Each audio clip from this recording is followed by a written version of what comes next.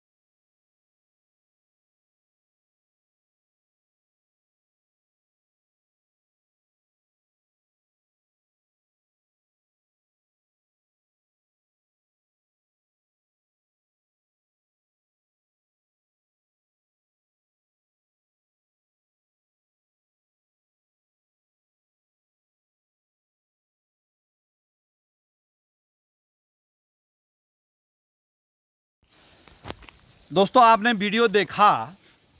ये वीडियो हमें किसी मित्र ने भेजा था और जिस स्थान का भेजा था, हम उसी इलाके हैं, देवभूमि उत्तराखंड का जनपद चमोली।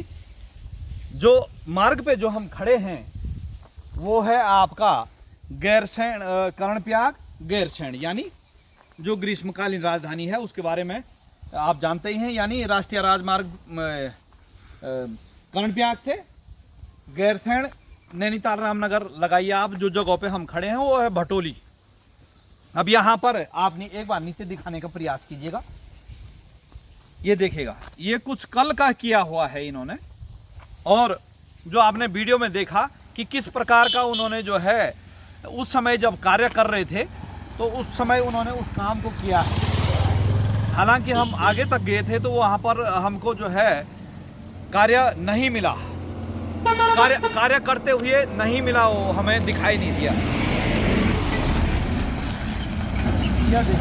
गड्ढा तो है ही, उस गड्ढे का फिर बाद में आपको पहले ये देखिएगा। पहले वाली वीडियो आपने देखी, ये है पुष्कर सिंह धामी जी। आपके आदेशों का पालन करने का तरीका, आपके जो आदेशों का पालन हुआ उसको जो है आदेशों का पालन किया है, हमने पहले भी बताया आपको। लेकिन किस प्रकार से पालन हुआ है ये आप एक बार नीचे देखिएगा। ये देखिएगा, ऐसा नहीं ये अभी का है, ये है था। यानी इसको यहाँ पे गिराया, उसके बाद जो है किसी की जिम्मेदारी नहीं है। मुझे तो बड़ी हैरानी होती है कि यहाँ के जो क्षेत्रीय जनप्रतिनिधि, क्षेत्रीय जागरूक लोग हैं, उनको क्यों सांप सूंघ गया, वो इस पे क्यों आवाज नहीं उठाते हैं।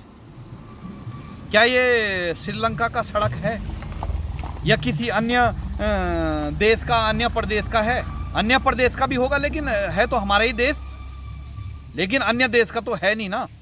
और फिर जब काम हो जाएगा फिर कहेंगे झंडा डंडा लेके कि साहब हम प्रदेश का विकास करेंगे, पहाड़ों का विकास करेंगे। किस प्रकार का विकास हो रहा है वो आपको मैंने इससे पहले भी दिखा दिया और आगे भी दिखाने का प्रयास करेंगे। जब आपने कहा है, आपने कहा है गड्ढा मुक्त होगा, ये देखिएगा,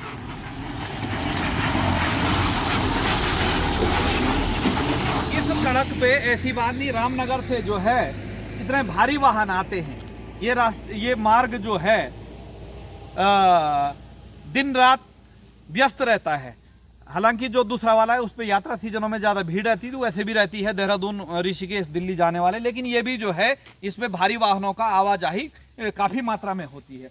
जब ये गड्ढा, केवल आपने डामरीकरण का गड्ढा बोला था कि किसमें जिसमें जो है डामरीकरण होगा, ये गड्ढा कौन भरेगा? ये गड्ढा भरने के लिए कौन आएगा? ये भी तो गड्ढा ही है, अभी इसमें पानी भरा हुआ है, वरना ये जो है आप देख सकते हैं, ये केवल आपने मुख्यमंत्री महोदय आपने केवल जो है डामरीकरण के गड्ढों को भरने की बात कही थी क्या? और वो भी इस प्रकार से आपने यही आदेश दिया था। हमने वैसे मुख्यमंत्री पोर्टल पे डाल दिया है, लेकिन बड़े शर्म का विषय है कि जो है हमारे सामने ही हमारे साथ ऐसा भ्रष्टाचार होता है। हमारे लोगों के बीच बोले तो जो इस क्षेत्र के लोग हैं इसी रास्ते से तो जाते हैं, और हम फिर भी जो है हाथ में हाथ धरे बैठे रहते हैं। इसमें सबसे बड़ी विडंबना ये है कि अभी वर्तमान में जिस पार्टियों की सरकार है उस पार्टियों का जो है क्षेत्र में छुट भैया नेता बहुत होते हैं साहब। अब वो क्यों अपनी पार्टी के खिलाफ बोलेंगे? क्योंकि वो अपनी पार्टी के खिलाफ बोलेंगे तो उनके जो अन्य पदाधिकारी हैं वो कहेंगे तूने क्यों उठाया। यही चीज आज देश और प्रदेश और क्षेत्र को ले डूबी बैठी।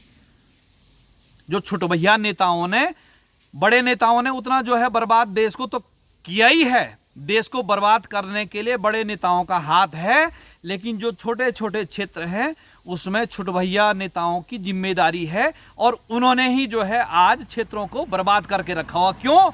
अब मैं बताता हूं कि क्यों और कैसे किया है। जो छुट भैया नेता हैं उनका ये है कि हाँ, यदि कोई बड़ा जनप्रतिनिधि आ गया तो उसने इस क्षेत्र में या कहीं पे दूसरे जगहों पे जो है 15-20 ऐसे आदमी इकट्ठा कर दिए, हर के एक के हाथ में माला दे दी, और उसके बाद उसने कहा जी विधायक साहब, सांसद महोदय, ये तो मेरा एरिया है, यहाँ जितना भी आपको ये घर दिखाई दे रहे हैं इसमें सारे मेरे जो है मेरे बोलने पे वोट डालते हैं। तो उसने कहा ठीक है, तो लो जी, इनके लिए एक बजट वहाँ का दे दो, 2 लाख, 4 लाख, 5 लाख, 10 लाख का। तो उन्होंने कहा ठीक है साहब। उसका जो है कहते हैं उल्लू सीधा करने वाली, उसने अपना उल्लू सीधा किया। लेकिन होता क्या है मैं आपको बताता हूं। जबकि गांवों में छुट भैया नेताओं की वो स्थिति है कि गांव में जाके यदि कोई बड़ा जनप्रतिनिधि उसके साथ जाएगा तो जो वोट भी दे रहा होगा उसको वो भी नहीं देगा। ऐसे ऐसे भी जनप्रतिनिधि हैं क्षेत्रों में, गांव में। तो उन्हीं के कारण जो है वो अभी जो है मूक दर्शक बैठे होंगे। वो क्या इस सड़क पे जो है आवाजाही नहीं करते हैं, उनकी जिम्मेदारी भी है, लेकिन अपनी जिम्मेदारियों का निर्वहन कौन करेगा? आपको फिर आगे वाले जो है जगहों पे लेके जो है दिखाते हैं।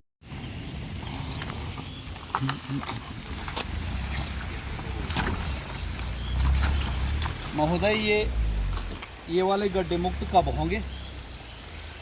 माननीय मुख्यमंत्री महोदय, ये वाले जो गड्ढे हैं, ये तो गड्ढे आपने भ्रष्टाचार युक्त कर दिए हैं, आपको मैंने दिखाया।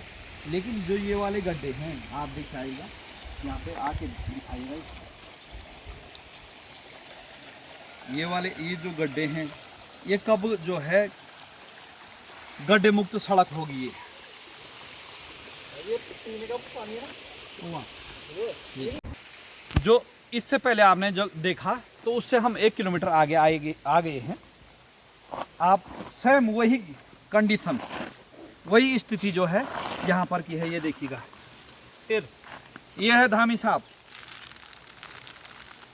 ये है, और यहाँ पर आप देख सकते हैं, यहाँ पे इन्होंने किया है, ये मजबूत तरीके से है, ऐसी बात नहीं है, लेकिन इसमें थोड़ा मटेरियल अच्छा पड़ा होगा।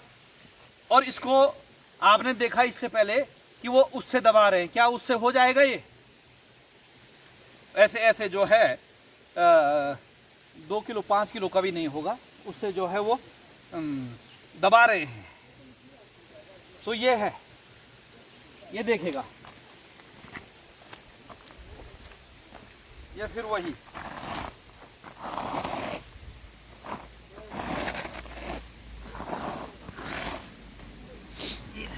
ये है धामी साहब, ये है आपके आदेशों का पालन हो रहा है, इसमें कोई दो राय नहीं है। लेकिन कैसे आदेशों का पालन हो रहा है वो आप भली भांति जान सकते हैं। ये है हमारे उत्तराखंड की जनता, देश की जनता देख लें साहब, ऐसा काम होता है उत्तराखंड, देवभूमि उत्तराखंड में। कई हमारे मित्र कहते हैं कि आप जो है उत्तराखंड की बुराई दिखाते हैं साहब। जब बुराई नहीं दिखाएंगे तो प्रदेश में ऐसे ही चलता रहेगा। हमारे मुंह के सामने, हमारे घरों के सामने इस प्रकार का कार्य करते हैं, फिर भी हम धन्य हो हमारी क्षेत्रीय लोगों को, क्षेत्रीय जनता को और क्षेत्रीय जनप्रतिनिधियों को कि जो इस प्रकार से देखते हैं फिर भी जो है मूक दर्शक बने रहते हैं। हम तो जो है, हमने पहले भी कहा, जब तक इस शरीर में, इसमें आत्मा रहेगी, हम हाथ पे हाथ धर के नहीं बैठ सकते। ठीक है साहब, ये है धरातल की सच्चाई। और जो राष्ट्रीय राजमार्ग है उस पर जो है उस पर हमने जो मुख्यमंत्री महोदय ने पेंच का काम जो है करवाया था, का आदेश दिया था, उसका हम जो है आपको धरातल की सच्चाई बताना चाहते हैं। आप यहीं के हैं महोदय?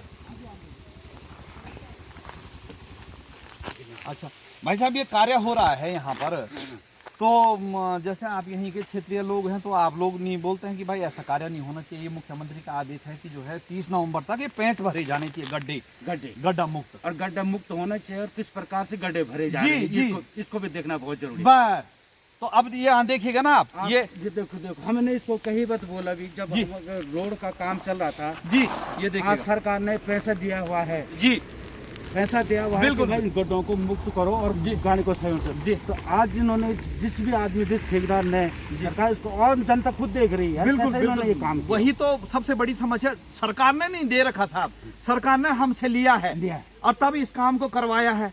और वो काम कैसे है? लेकिन मैं यही कह रहा हूँ कि जो क्षेत्रीय जनप्रतिनिधि हैं, जो छुट भैया बोलते हैं, जिनको छुट भैया नेता हैं, या जिला पंचायत है, विधायक है, तो किसी की कोई जिम्मेदारी नहीं है, कोई है ना। तो ये बहुत बड़ी मतलब विडंबना है हमारे प्रदेश में। फिर कहते हैं पलायन हो रहा है, तो पलायन तो हो गई। जो बुद्धिजीवी पैसे वाले लोग थे वो तो जो है दिल्ली, देहरादून, ऋषिकेश, कोटद्वार, रामनगर बस गए, और मेरे जैसे जो है भिखमंगे लोग यहाँ रह गए। मैं अपने को भिखमंगा ही कहता हूँ। मैं आपसे, सरकारों से यही भीख मांगता हूँ कि आप अच्छा कार्य करिए धरातल पे, बस मेरी यही भीख है। बाकी मुझे जो है किसी का एक बूटी कौड़ी नहीं चाहिए।